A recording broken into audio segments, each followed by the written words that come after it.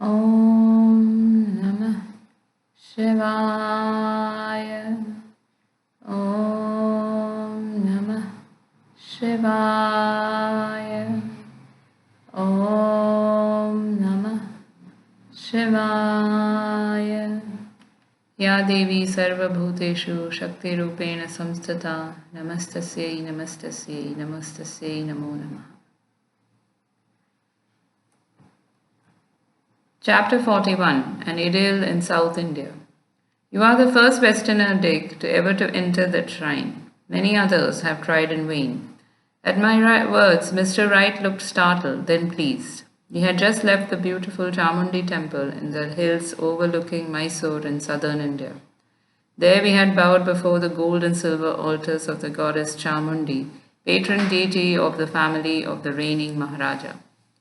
As a souvenir of the unique honor, Mr. Wright said, carefully stowing away a few blessed rose petals, I will always preserve this flower sprinkled by the priest with rose water. My companion and I were spending the month of November 1935 as guests of the state of Mysore. The Maharaja, His Highness Sri Krishnaraja Vadiyar IV, is a model prince with intelligent devotion to his people. A pious Hindu, the Maharaja has empowered a Mohammedan, the able Mirza Ismail, as his Diwan or Premier. Popular representation is given to the 7 million inhabitants of Mysore in both an assembly and a legislative council. The heir to the Maharaja, His Highness the Yuvraja, Sri Sri Krishna Narasimharaj Vadiyar, has invited my secretary and me to visit his enlightened and progressive realm.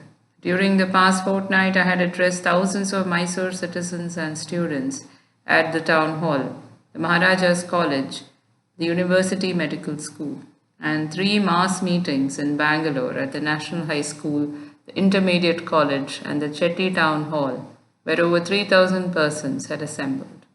Whether the eager listeners had been able to credit the glowing picture of Drew of America, I know not.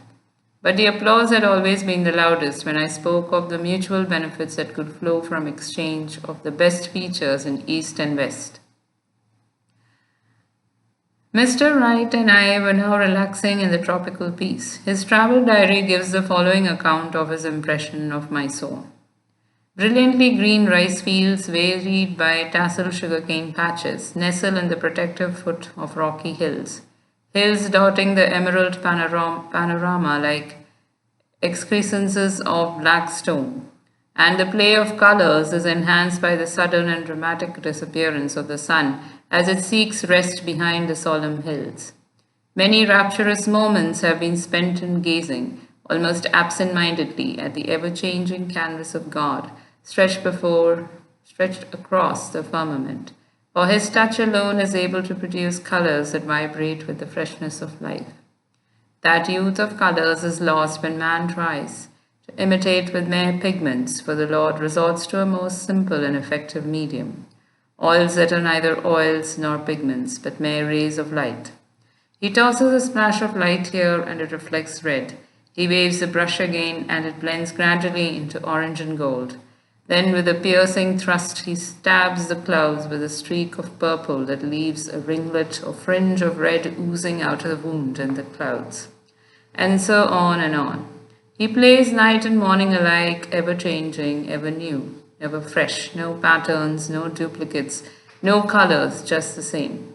The beauty of the Indian change in day or to night is beyond compare elsewhere. Often the sky looks as if God had taken all the colors in his kit and given them one mighty kaleidoscope toss into the heavens. I must relate the splendor of a twilight visit to the huge Krishnaraja Sagar Dam, constructed 12 miles out of Mysore. Yogananda ji and I boarded a small bus and, with a small boy's official cranker or battery substitute, started off over a smooth dirt road, just as the sun was setting on the horizon and squashing like an overripe tomato. Our journey led past the omnipresent square rice fields, through a line of comforting banyan trees, in between a grove of towering coconut palms, with vegetation nearly as thick as in a jungle, and finally, approaching the crest of a hill, we came to face with the immense artificial lake, reflecting the stars and fringe of palms and other trees, surrounded by lovely terrace gardens and a row of electric lights on the brink of the dam.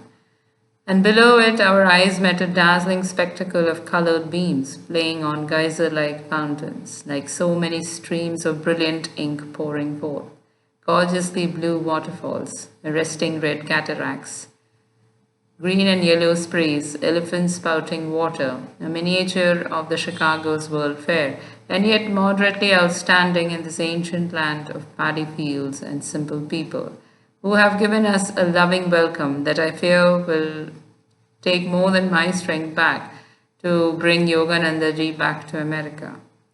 Another rare privilege.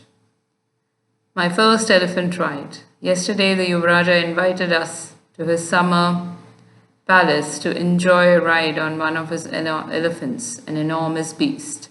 I mounted a ladder provided to climb aloft to the howdah or saddle, which is silk cushioned and box-like, and then for a rolling, tossing, swaying, and heaving down into a gully, too much thrilled to worry or exclaim, but hanging on to dear life. End of the diary entry. Southern India, rich with historical and archaeological remains, is a land of definite yet indefinable charm. To the north of Mysore is the largest native state in India.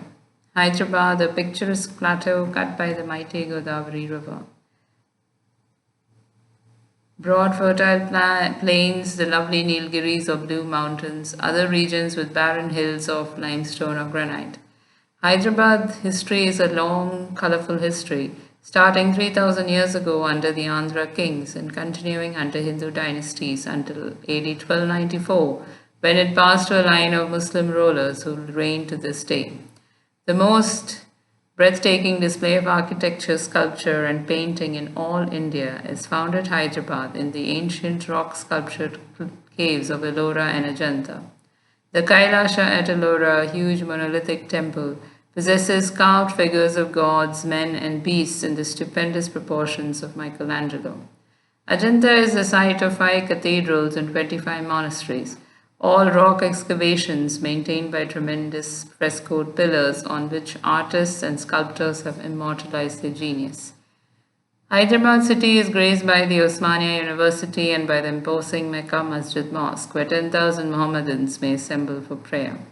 Mysore state too is a scenic wonderland, 3,000 feet above sea level, abounding in dense tropical forests, the home of wild elephants, bison, bears, panthers, and tigers.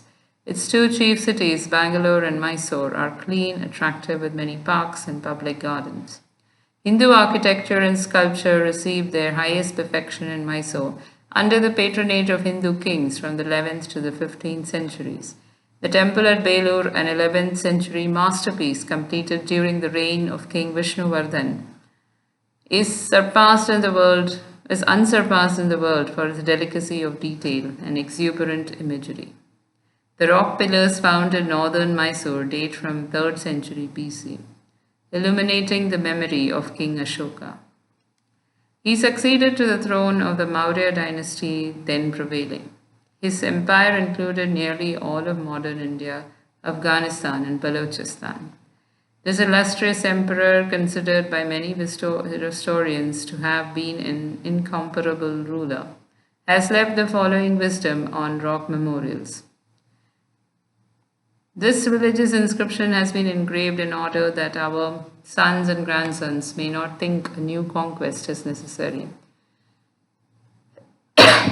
That they may not think conquest by the crossword deserves the same name of conquest, and they may see in it nothing but destruction and violence, and that they may consider nothing as true conquest, save the conquest of religion.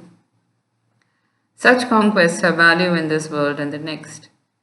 Ashoka was a grandson of the formidable Chandragupta Maurya, known to the Greeks as Sandrocotus, who in his youth had met Alexander the Great. Later, Chandragupta destroyed the Macedonian garrisons left in India, defeated the invading Greek army of Seleucus in the Punjab, and then received at his Patna coach the Hellenic ambassador Megasthenes. Intensely interesting stories have been minutely recorded by Greek historians and others who accompanied or followed after example Alexander in his expedition to India. The narratives of Arrian, Diodorus, Plutarch, and Strabo, the geographer, have been translated by Dr. J.W. McCrindle to throw a shaft of light on ancient India.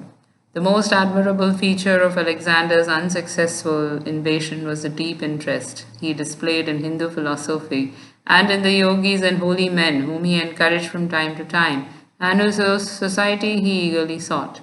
Shortly after the Greek warrior had arrived in Takshila in northern India, he sent a messenger, Onesichtros, to a disciple of the Hellenic school of Diogenes to fetch an Indian teacher, Dandamis, a great sannyasi of Takshila. Hail to thee, O teacher of Brahmins, Onesichtros said after seeking out Dandamis in the forest retreat. The son of the mighty Lord Zeus, being Alexander, who is sovereign lord of all men, asks you to go to him. And if you comply, he will reward you with great gifts. But if you refuse, he will cut off your head. The yogi received this fairly compulsive invitation calmly and did not so much lift up his head from his couch of leaves. I am also a son of Zeus, if Alexander be such, he commented. I want nothing that is Alexander's, for I am content with what I have. While I see that he wanders with his men over sea and land for no advantage, and is never coming to an end of his wanderings. Go and tell Alexander that God the Supreme King is never the author of the insolent wrong, but is the creator of light, of peace, of life, of water, of the body of man and of souls. He receives all men when death sets them free, being in no way subject to evil disease. He alone is the God of my homage, who abhors slaughter and instigates no wars.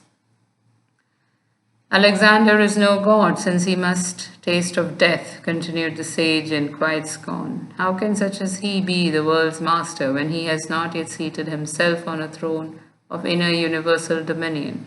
Neither as yet has he entered living into Hades, nor does he know the course of the sun through the central regions of the earth, while the nations on its boundaries have not so much as heard his name. After this chastisement, surely the most caustic ever sent to assault the ears of the Lord of the world, sage added ironically, if Alexander's present dominions be not capacious enough for his desire, let him cross the Ganges rivers. There he will find a region able to sustain all his men, if the country on his side be too narrow to hold him. Know this, however, that what Alexander offers and the gifts he promises are things to me utterly useless. Things I prize and find of real use and worth are these leaves which are my house, these blooming plants which supply me with daily food, and the water which is my drink, while all other possessions which are amassed with anxious care are wont to prove ruinous to those who gather them, and cause only sorrow and vexation, with which every poor mortal is fully fraught. As for me, I lie upon the forest leaves, and having nothing which requires guarding, close my eyes in tranquil slumber. Whereas had I anything to guard that would banish sleep. This earth supplies me with everything, even as a mother her child with milk. I go wherever I please, and there are no cares with which I am forced to cumber myself. Should Alexander cut off my head, should Alexander cut off my head, he cannot also destroy my soul. My head alone then silent will remain, leaving the body like a torn garment upon the earth, whence also it was taken. I then, becoming spirit, shall ascend to my God, who enclosed us all in flesh and left us upon earth to prove whether, when here below, we shall live obedient to his ordinances, and who will require of us all, when we depart hence to his presence, an account of our life. Since he is the judge of all proud wrongdoings, for the groans of the oppressed become the punishment of the oppressor. Let Alexander then terrify with these threats those who wish for wealth and who dread death, for against us these weapons are both alike powerless. The Brahmins neither love gold nor fear death. Go then and tell Alexander this. Dandamis has no need of aught that is yours, and therefore will not go to you. and if you want anything from Dandamis, come you to him. With close attention, Alexander received through on his secretos the message from the yogi and felt a stronger desire than to ever see Dandamis, who though old and naked was the only antagonist in whom he, the conqueror of many nations, had met more than his match. Alexander invited to Takshila a number of Brahmin ascetics noted for their skill in answering philosophical questions with pithy wisdom. An account of the verbal skirmish is given by Plutarch. Alexander himself framed all the questions. Which be the more numerous, the living or the dead? The living, for the dead are not. Which breeds the larger animal, the sea or the land? The land, for the sea is only part of the land. Which is the cleverest of beasts? The one with which man has not yet acquainted. Man fears the unknown. Which existed first, the day or the night? The day was first by 1 day. This reply caused Alexander to betray surprise. The Brahmin added, impossible questions require impossible answers. How best may a man make himself beloved? A man will be beloved if he possessed with great power, he still does not make himself feared. How may a man become a god? By doing which it is impossible for a man to do. Which is stronger, life or death? Life, because it bears so many evils. Alexander succeeded in taking out of India as his teacher or true yogi. This man was Swami Sri, called Kalanos by the Greeks because he was a saint. A devotee of God in the form of Kali, everyone greeted everyone by pronouncing her auspicious names. Kalanos accompanied Alexander to Persia.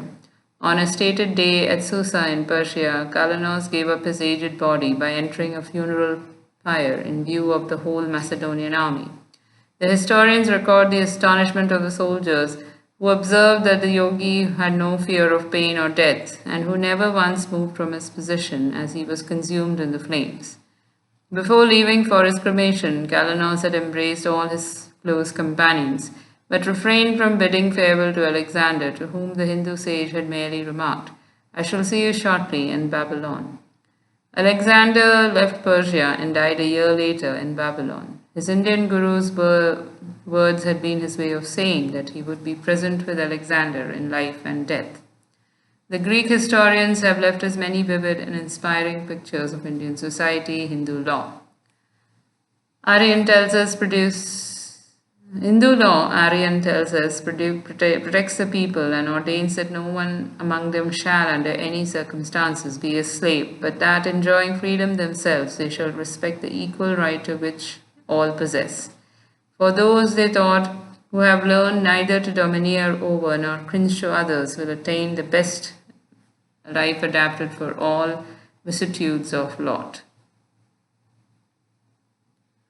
The Indians, runs in other texts, neither put out money at usury nor know how to borrow. It is contrary to established usage for an Indian to either to do or suffer a wrong, and therefore they neither make contracts nor require securities.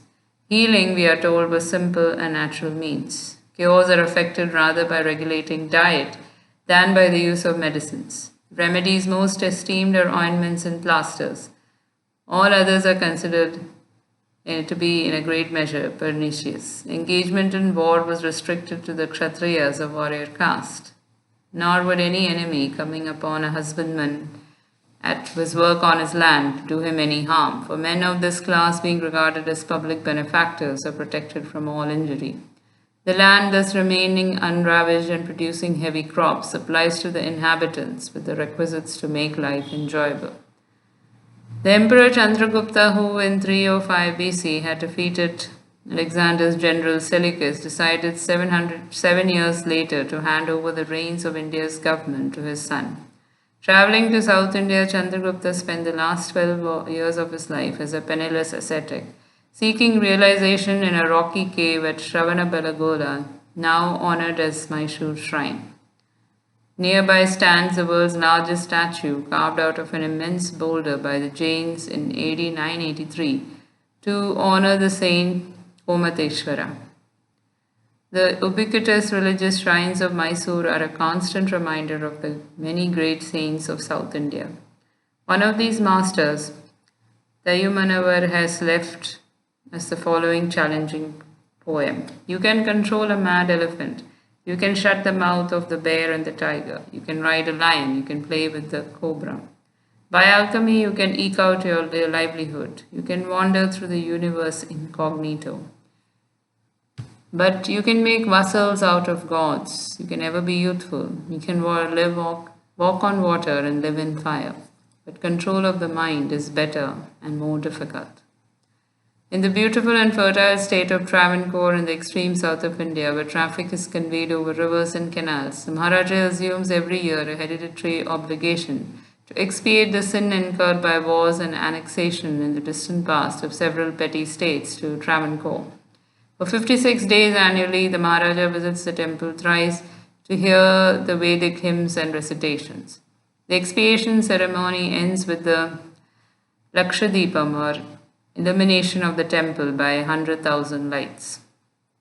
The great Hindu lawgiver Manu has outlined the duties of a king.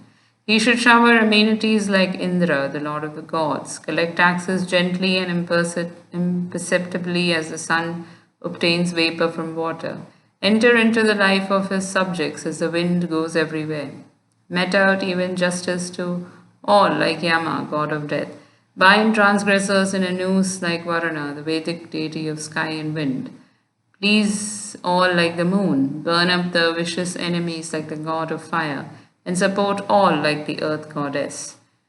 In war, a king should not fight with poisonous or fiery weapons, nor kill weak and unready or weaponless foes, or men who are in fear, or who pray for protection, or who run away.